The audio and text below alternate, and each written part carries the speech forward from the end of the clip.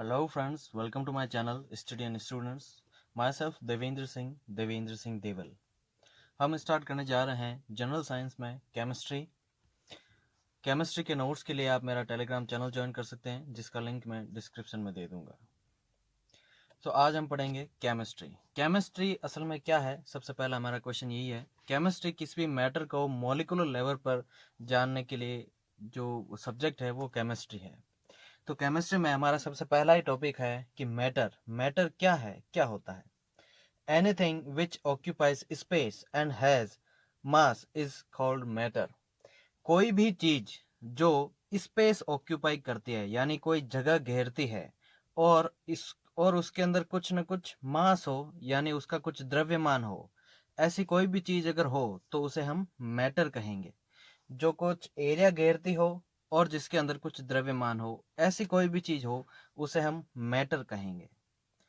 तो अब हम देखते हैं कि मैटर कितने तरह का हो सकता है। हमने ये तो जाना कि मैटर क्या है, अब हम ये देखेंगे कि ऐसी कितनी तरह की चीजें हो सकती हैं जो एरिया भी घेरती है, जिसको जगह भी चाहिए और जिसके अंदर मास भी हो सकता है। आज तक आपने केवल 3 ही तरह के मैटर देखे होंगे, सॉलिड, लिक्विड और गैस, यानी ठोस, द्रव और गैस। ये 3 ही तरह के आज तक आपने पढ़े होंगे, लेकिन आज आपको उसके थोड़ा सा आगे जानकारी मिलेगी कि मैटर या फिर जो चीजें होती है वो 5 तरह की होती हैं, यानी मैटर इज ऑफ 5 टाइप्स। इनमें सबसे पहले सॉलिड, लिक्विड और गैस, ये 3 आपको पता है, जो आपने काफी पढ़े हैं, सुने हैं। इसके अलावा चौथी इसकी मैटर की स्टेट होती है प्लाज्मा, और 5वीं स्टेट होती है बोस आइंस्टाइन कंडेंसेट। तो ये दो आपको याद रखनी है कि मैटर की 5 स्टेट होती है, सॉलिड, लिक्विड, गैस, और फिर प्लाज्मा और आइंस्टीन बोस या बोस आइंस्टीन कंडेंसेट। ये 5 मैटर की स्टेट होती है। तो सबसे पहले हम जानते हैं सॉलिड क्या है जो मैटर को सॉलिड बनाता है। Strongest molecular interaction. सॉलिड के अंदर जो मॉलिक्यूल टू मॉलिक्यूल इंटरेक्शन है वो बहुत ही जबरदस्त होता है, बहुत ज्यादा तेज होता है। बहुत स्ट्रॉन्ग मॉलिक्यूलर इंटरेक्शन होता है कि वो हम फोर्स लगाए किसी नॉर्मल फोर्स पे, वो इंटरेक्शन टूटता नहीं है। जैसे मान लीजिए एक आदमी ने दूसरे का हाथ पकड़ा हुआ है और बहुत जबरदस्त पूरी ताकत के साथ पकड़ा हुआ है, तो वो छूटेगा नहीं। इसी तरह से आप समझ लीजिए कि दो मॉलिक्यूल्स है, वो आपस में इस तरह से बॉन्ड बनाया है, इस तरह से बंधे हुए हैं कि किसी नॉर्मल फोर्स पर वो टूटेंगे नहीं किसी भी कंडीशन पे। ऐसे जो मॉलिक्यूल होते हैं वो सॉलिड हो जाते हैं, टूटते ही नहीं है उनका। अगर अब जो वो सॉलिड हो गए हैं, अब वो टूटेंगे नहीं, तो समझ लीजिए वो एक फिक्स स्थान घेरेंगे, कुछ एक उनका एक वॉल्यूम जो होगा वो फिक्स होगा, उनका आयतन फिक्स होगा, और उनकी शेप भी फिर फिक्स हो जाएगी। जैसे हम कोई पत्थर देखते हैं, स्टोन देख लो, या फिर हम आयरन की बात करें या फिर लकड़ी की बात करें, किसी की भी बात कर लें, ये सारे सॉलिड हैं। इनमें मॉलिक्यूलर इंटरेक्शन बहुत ही स्ट्रांग होता है, इनकी एक डिफाइनाइट वॉल्यूम और शेप होती है। ऐसे जो जितने भी मैटर हैं वो सॉलिड्स की कैटेगरी में आते हैं। फिर है लिक्विड की कैटेगरी। लिक्विड वो मैटर है जिसमें फ्लो करने की एबिलिटी होती है, जिसकी कोई डिफाइनाइट वॉल्यूम नहीं होती, कोई डिफाइनाइट जिसका सॉरी वॉल्यूम तो होता है लेकिन डिफाइनाइट शेप नहीं होती। समझ रहे हैं आप? सॉलिड्स की डिफाइनाइट शेप होती है, जबकि लिक्विड्स की डिफाइनाइट शेप नहीं होती। वो किसी भी शेप का हो सकता है, जिस किसी भी हम बर्तन में उसको डालेंगे वो उस तरह का शेप ले लेगा। और लिक्विड्स में एबिलिटी टू फ्लो होती, वो फ्लो कर सकता है, ये एबिलिटी होती है, जबकि सॉलिड्स में ऐसा नहीं होता। अब लिक्विड्स में जैसे सबसे पहला हमारा पानी, दूध, मर्क्यूरी। मर्क्यूरी एक स्पेशल टाइप का मेटल है जो सामान्य तापमान पर द्रव अवस्था में रहता है, यानी लिक्विड स्टेट में रहता है। तो ये बात होगी सॉलिड और लिक्विड की। अब हमारी थर्ड स्टेट गैसेस। गैसेस का ना तो फिक्स्ड वॉल्यूम होता है ना फिक्स्ड शेप होता है, और वो कंप्रेसिबल होती है, यानी अगर हम फोर्स लगाएं तो उसको दबा सकते हैं, दबा के उसको छोटा कर सकते हैं। जैसे हमारी एयर है, एयर को हम सिलेंडर में भरते हैं तो कंप्रेस कर देते हैं, तो ये कंप्रेस हो जाती है। अब हवा का कोई ना तो शेप है, ना हम इसका वॉल्यूम पता कर सकते हैं एग्जैक्ट कि ये इतनी सी हवा है, इसका एग्जैक्ट वॉल्यूम कितना है, क्योंकि वो कंप्रेसिबल है, हल्के से हल्के फोर्स पर वो कंप्रेस हो जाएगी। समझ रहे हैं आप? इसलिए आप आसानी से हवा में हाथ हिला सकते हैं, क्योंकि उसके मैटर इतने दूर दूर और इनका बीच का फोर्स बहुत ज़्यादा कमज़ोर होता है, जिसके कारण आपके नॉर्मल से फोर्स से, बिल्कुल ही लाइट फोर्स से वो बॉन्ड दूर हो जाते हैं और चीज़ें आराम से अंदर फ्लो कर सकती है। हमारा हाथ अंदर से जा सकता है हवा के अंदर, हम बैठे ही हैं हवा में, इस तरह से आप समझें। तो गैसेस क्या है? जिसका ना तो डिफाइनाइट वॉल्यूम है, ना ही डिफाइनाइट शेप है, और जो कंप्रेसिबल भी है। फिर हमारी चौथी स्टेट जो आप शायद पहली बार पढ़ेंगे वो है प्लाज्मा। अब देखते हैं प्लाज्मा क्या होता है। किसी भी गैस को जब हम बहुत ज्यादा एक्साइट कर देते हैं तो वो गैस आयोनाइज्ड हो जाती है। समझ रहे हैं आप? आयोनाइज्ड गैस होती है। किसी भी गैस को हम बहुत ज्यादा मॉलिक्यूल्स को जब हम ज्यादा एनर्जी प्रोवाइड करते हैं तो वो एक्साइट हो जाते हैं। तो एक्साइटेशन हो जाता है तो सुपर एक्साइटेड जो मॉलिक्यूल्स होते हैं वो आयोनाइज्ड फॉर्म में होते हैं। तो इस तरह से जो गैस है, यानी आयोनाइज्ड मॉलिक्यूल्स की जो गैस है, उसको हम प्लाज्मा कहते हैं।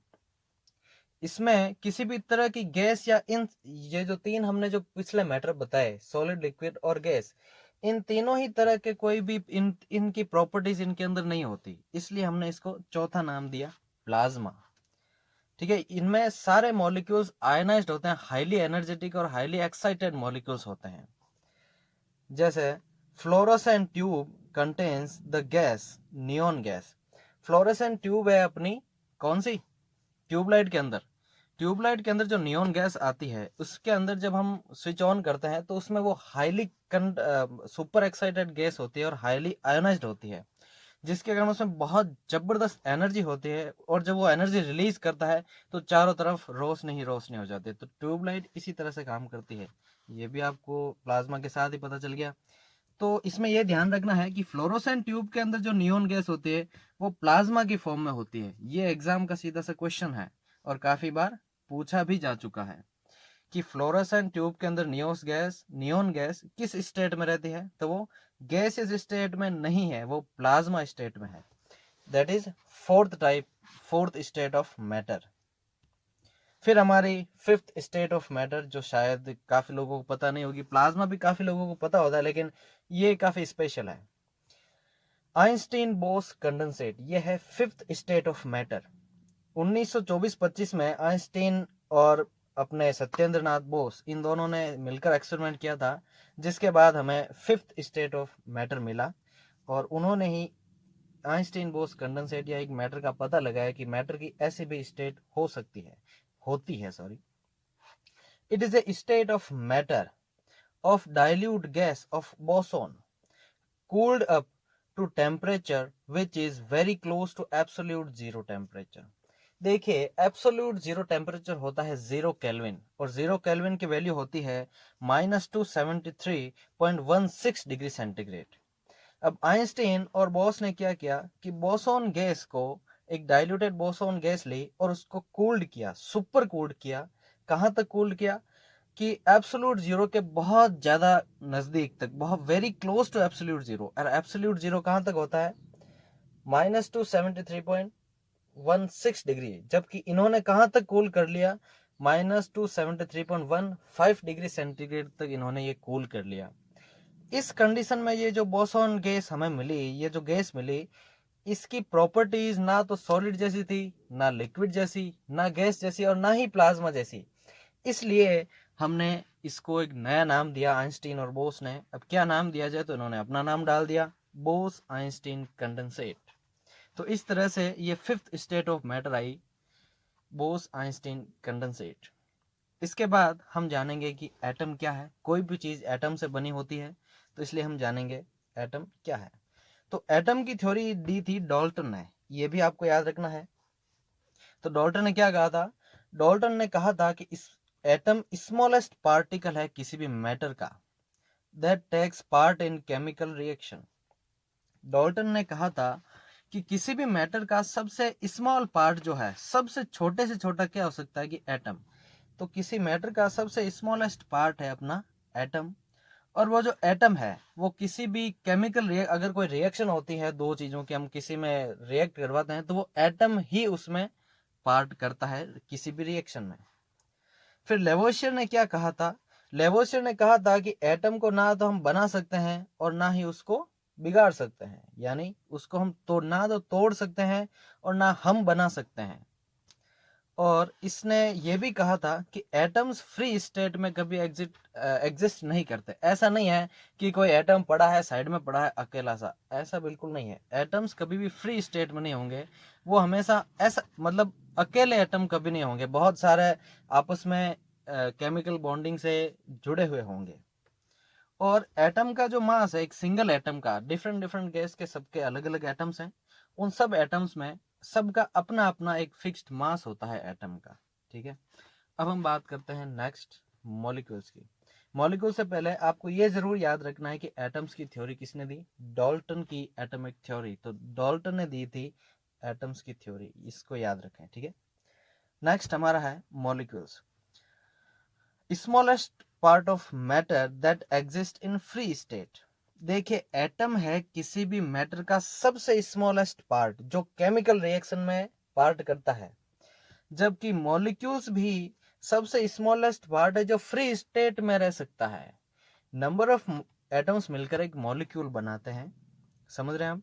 एटम सबसे छोटा पार्ट है, एटम से नेक्स्ट पार्ट है मॉलिक्यूल्स, जो नंबर ऑफ एटम्स मिलकर एक मॉलिक्यूल्स बनाते हैं। और वो जो मॉलिक्यूल है वो फ्री स्टेट में रह सकता है क्योंकि उसके पास पूरा बॉन्डिंग है, उसके पास कोई वैकेंसी नहीं है, वो आराम से फ्री स्टेट में रह सकता है। Found by joining multiple atoms, काफी सारे एटम से मिलकर बना होता है। चूंकि वो उसमें भी एटम ही है तो उसका भी एक फिक्स्ड मॉलिक्यूलर मास होगा, क्योंकि एटम का अगर सिंगल का मॉलिक्यूलर मास फिक्स्ड हो सकता है तो एटम से बने मॉलिक्यूल्स का मास भी तो फिक्स ही होगा। इसके बाद हम पढ़ेंगे प्योर सब्सटेंस। अब जैसे एटम्स को हमने पढ़ा, फिर मॉलिक्यूल्स को बना। अब मॉलिक्यूल्स भी कई तरह के होते हैं, अलग अलग एटम्स मिलके क्या पता कैसा मॉलिक्यूल बन जाए, कैसे सब्सटेंस बनाते हैं। तो इसमें हम पढ़ेंगे सबसे पहला कि प्योर सब्सटेंस। प्योर सब्सटेंस क्या है? If all chemical constituent particles of that substance are same in chemical nature. अगर अगर कोई सब्सटेंस है, उसमें जितने भी केमिकल प्रोडक्ट्स हैं वो सारे सेम हैं, तो वो होंगे, उसको हम कहेंगे pure substance. All elements and compounds are pure substance. सारे जितने भी कंपाउंड बनते हैं, यानी एक ही तरह के केमिकल या कंस्टिट्यूएंट है, अगर वो मिलकर किसी प्रोडक्ट को बनाएंगे, किसी सब्सटेंस को बनाएंगे, तो वो प्योर होंगे। यानी कि जैसे अगर दूध की बात करें तो दूध में केवल दूध ही है, उसमें पानी है तो वो मिलावट है, तब वो इम्प्योर बना। तो ऐसे ही आप समझिए कि एक ही तरह के कंस्टिट्यूएंट अगर मिलेंगे तो वो प्योर होगा। और दूसरा कि अलग अलग कंस्टिट्यूएंट और अलग अलग पार्टिकल साथ मिलकर किसी चीज को बनाएंगे, किसी सब्सटेंस को बनाएंगे, तो उसे हम कहेंगे इम्प्योर सब्सटेंस। तो प्योर और इम्प्योर में ये हो गया कि प्योर में एक ही तरह के सब्सटेंस मिलकर बनाते हैं, और इम्प्योर में अलग अलग पार्टिकल्स मिलकर सिंगल सब्सटेंस बनाते हैं। फिर हम बात करेंगे एलिमेंट्स की। एलिमेंट्स क्या है? एलिमेंट्स वो है, elements have single type of atoms and combine to give. एक ही तरह के एटम मिलकर एक एलिमेंट बनाते हैं, समझ रहे हैं आप? एक ही तरह के एटम्स, यानी जैसे मान लो ऑक्सीजन का एटम है तो केवल ऑक्सीजन के एटम होंगे, नाइट्रोजन का एटम है तो केवल नाइट्रोजन होगा। तो एक ही तरह के एटम्स होते हैं जो मिलकर एक एलिमेंट बनाते हैं। जैसे ऑक्सीजन कैसे बना? ऑक्सीजन हमेशा O2 की फॉर्म में प्रेजेंट होता है, तो ऑक्सीजन और ऑक्सीजन के दो एटम मिले तभी तो ऑक्सीजन O2 बना। तो O2 एक एलिमेंट है, इसलिए ऑक्सीजन एक एलिमेंट है। ठीक है, तो हमारे पास एक पीरियोडिक टेबल है जिसमें 118 एलिमेंट्स हैं जो हमें अब तक मिले हैं इस धरती पर टिल टुडे। आज तक हमारे पास टोटल 118 एलिमेंट्स हैं, समझ रहे हैं आप? उनमें से 94 जो है वो नेचुरल है, हमें प्रकृति से मिले, नेचर से मिले हैं, जो हमने बनाए नहीं है। इसके अलावा 24 एटम है जो नेचुरल नहीं है। ठीक है, 94 atoms are natural and 24 are not natural, and combining both there are 118 atoms in total in this periodic table. इनमें से कुछ एक स्पेशल है हमारे पास। Hg यानी मर्क्यूरी और ब्रोमीन, ये दो है एलिमेंट्स हैं जो धातु है, और ये धातु सामान्य टेम्परेचर यानी रूम टेम्परेचर पे लिक्विड स्टेट में रहते हैं। हमने 5 स्टेट पढ़ी, उनमें से मर्क्यूरी और ब्रोमीन लिक्विड स्टेट में रहते हैं रूम टेम्परेचर पे, यानी कि नॉर्मल जो रूम टेम्परेचर रहता है 20 से 30 डिग्री के बीच में, इस टेम्परेचर पे Hg और Br यानी मर्क्यूरी और ब्रोमीन लिक्विड स्टेट में रहते हैं। ये जो लाइन है, इस लाइन को आप रट लें, मैं यही कहना चाहूँगा। इस लाइन से, यही लाइन, ये same to same line exams में अनगिनत बार पूछी हुई है। मेरे पास काउंटिंग नहीं है, लेकिन बहुत बहुत बार पूछी गई है यही लाइन कि कौन सा धातु है या फिर कौन सा एलिमेंट है जो रूम टेम्परेचर पर लिक्विड स्टेट में पाया जाता है, जो द्रव अवस्था में पाया जाता है। तो इसमें से मर्क्यूरी और ब्रोमीन दोनों ही पाए जाते हैं, दोनों एक साथ नहीं होंगे, और अगर होंगे तो दोनों एक ही ऑप्शन में दोनों होंगे। ठीक है। अब अर्थ क्रस्ट जो है, यानी धरती का जो कोर है, अर्थ क्रस्ट, इसमें सबसे ज्यादा एलिमेंट्स कौन कौन से हैं? तो ऑक्सीजन अर्थ क्रस्ट में सबसे ज्यादा है। अर्थ क्रस्ट की बात कर रहा हूं मैं, ये बात ध्यान रख लीजिए। अर्थ क्रस्ट में ऑक्सीजन सबसे ज्यादा है, उसके बाद है सिलिका, फिर उसके बाद है एल्यूमिनियम, फिर है फेरस, और फिर है कैल्शियम। इसके बाद में ह्यूमन बॉडी में सबसे ज्यादा कौन सा एलिमेंट पाया जाता है? कि अपने बॉडी में सबसे ज्यादा पानी होता है, और पानी में भी H2O होता है। तो इससे यही है कि ह्यूमन बॉडी में सबसे ज्यादा ऑक्सीजन पाई जाती है। 70% तो ह्यूमन बॉडी में पानी ही है, और पानी का मेन कंस्टिट्यूएंट ऑक्सीजन है। तो H2O में पानी है, इसके अलावा और भी है। तो कुल मिलाकर ऑक्सीजन ह्यूमन बॉडी में सबसे ज्यादा होता है। इसके बाद कार्बन, फिर हाइड्रोजन, और फिर नाइट्रोजन। जबकि एटमॉस्फेयर में सबसे ज्यादा नाइट्रोजन है, लेकिन ह्यूमन बॉडी में एलिमेंट्स में बात करें, नॉर्मली जो सबसे ज्यादा एलिमेंट्स की बात करें, ऑक्सीजन, कार्बन, हाइड्रोजन, नाइट्रोजन में, तो नाइट्रोजन इनसे कम है, जबकि एटमॉस्फेयर में सबसे ज्यादा है। तो इसको भी आपको रिमेंबर रखना है कि अर्थ क्रस्ट में सबसे ज्यादा ऑक्सीजन है, और ह्यूमन बॉडी में भी सबसे ज्यादा ऑक्सीजन ही है। इस बात को ध्यान रखें। और ये क्वेश्चन भी कई बार पूछा जा चुका है कि हमारे पीरियोडिक टेबल में टोटल 118 एटम्स हैं, 118 एटम्स, उनमें से नेचुरल कितने हैं और नॉन नेचुरल कितने हैं? तो 94 एटम्स नेचुरल है, जबकि 24 एटम जो है वो नेचुरल नहीं है, नॉट नेचुरल। इसके बाद हम पढ़ेंगे कंपाउंड्स। कंपाउंड्स क्या है? Have more than one type of atom. Compounds कैसे हैं कि अलग अलग एटम्स मिले, यानी ऑक्सीजन का मिला और हाइड्रोजन का मिला, दोनों मिले, दोनों ने पानी बनाया, H2O बनाया। तो H2O एक कंपाउंड है, समझ रहे हैं आप? यानी ऑक्सीजन का एक अलग तरह का मॉलिक्यूल है, एटम है, हाइड्रोजन एक अलग तरह का एटम है, तो दोनों ने मिलकर H2O बनाया, तो ये एक कंपाउंड बना। इसी तरह से silicon oxide, H2O, NaCl, C12, H22O11, इस तरह से जितने भी कंपाउंड्स है, ये सारे कंपाउंड्स है। वो कंपाउंड्स क्या होते हैं जिनमें अलग अलग तरह के एटम्स मिलकर एक सिंगल मॉलिक्यूल या एटम का कंपाउंड बनाते हैं, यानी have more than one type of atom, उनको कहते हैं हम कंपाउंड। फिर मिक्सचर क्या होता है? देखिए, हमने सबसे पहले पढ़ा एटम, फिर हमने पढ़ा मॉलिक्यूल, फिर हम अब पढ़ रहे हैं कंपाउंड, फिर पढ़ रहे हैं मिक्सचर। तो मिक्सचर क्या है? ऑब्टेन्ड बाय मिक्सिंग टू और मोर सब्सटेंस, दो या दो से अलग सब्सटेंस को अगर हम साथ में मिक्स करते हैं तो वो मिक्सचर हो जाएगा, सीधी सी बात है। अब मिक्सचर दो तरह के होते हैं, heterogeneous mixture and homogeneous mixture. तो सबसे पहले हम बात करते हैं होमोजीनियस मिक्सचर।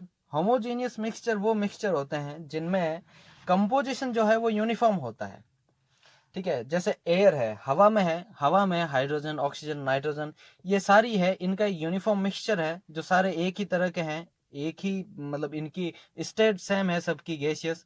तो इस तरह से जितने भी सब्सटेंस बनेंगे या मिक्सचर बनेंगे, उन सब मिक्सचर को हम कहेंगे होमोजीनियस मिक्सचर। ठीक है, इसी का एग्जाम्पल है ट्रू सॉल्यूशंस, सॉल्ट हम कह सकते हैं, या फिर शुगर सॉल्यूशन कह सकते हैं। देखिए, मिक्सचर जरूर नहीं है कि गैसियस ही हो, या फिर लिक्विड ही हो, या फिर सॉलिड ही हो। मिक्सचर तीनों स्टेट में हो सकता है, लेकिन उनमें जो मिक्सिंग है वो एक ही तरह के सब्सटेंसेस की होनी चाहिए। अब इसके अलावा होमोजेनियस हमने पढ़ा, अब है हेट्रोजीनियस मिक्सचर। हेट्रोजीनियस मिक्सचर में क्या है कि जो मिक्सिंग है वो नॉन यूनिफॉर्म सब्सटेंसेस की होगी, यानी उनमें जो कॉम्पोजिशन होगा वो यूनिफॉर्म नहीं होगा। जैसे साल्ट एंड शुगर, शुगर है और जो नमक है इन दोनों को मिला दिया, ये दोनों एक ही तरह के नहीं है, तो इनको कहेंगे हम हेट्रोजीनियस मिक्सचर। दूसरा कोलोइडल सॉल्यूशंस जो होते हैं, जितने भी कोलोइडल सॉल्यूशंस होते हैं वो सारे हेट्रोजीनियस मिक्सचर्स में आते हैं। So thank you very much friends, आज की इस क्लास में इतना ही। आगे हम बात करेंगे और भी केमिस्ट्री के लेसन्स की, इसमें काफ़ी सारे हम एग्जाम के क्वेश्चंस भी डिस्कस करते चलेंगे। सो मिलते हैं नेक्स्ट वीडियो में। Thank you very much. Channel को सब्सक्राइब कीजिए, लाइक कीजिए, और कोई डाउट हो तो कमेंट में ज़रूर पूछिएगा।